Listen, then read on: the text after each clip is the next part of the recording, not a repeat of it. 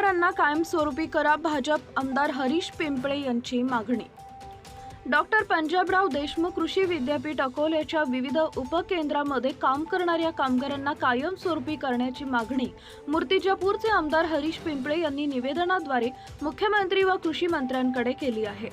24 जुलै 2015च्या शासन निर्णयानुसार व 7 जुलै 2018 व 3 सप्टेंबर 2021 ला विद्यापीठाने शासनास पाठवलेल्या प्रस्तावातील 1371 मजुरांपैकी सध्या कामावर असणाऱ्या कामगारांना कायम करावे असं पिंपळे यांनी नमूद केलंय।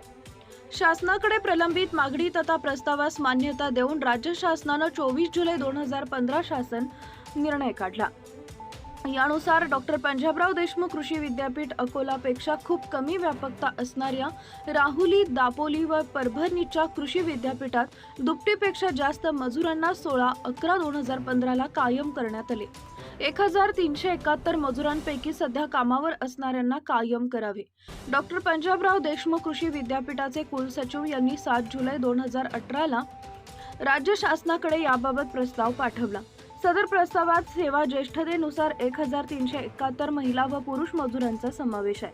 त्यास तत्कालीन मुख्यमंत्री कृषी मंत्री चंद्रकांत पाटील यांनी मान्यता सुद्धा दिली होती।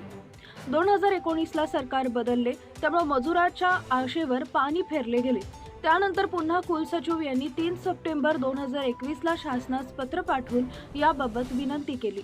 त्यानुसार मजुरांना कायम करण्याची मागणी होत आहे। सदर मजुरांचा हा प्रस्ताव शासनाने 2018 ते 19 ला त्यानंतर किंवा 2021 ला मान्य केला असता तर 40 वर्ष काम करणाऱ्या स्त्रिया व पुरुष कामगारांना कायद्याचं व शासनाचं संरक्षण मिळालं असतं। मात्र आजपर्यंत शासनाने या मागणीची दखल घेतली नाही।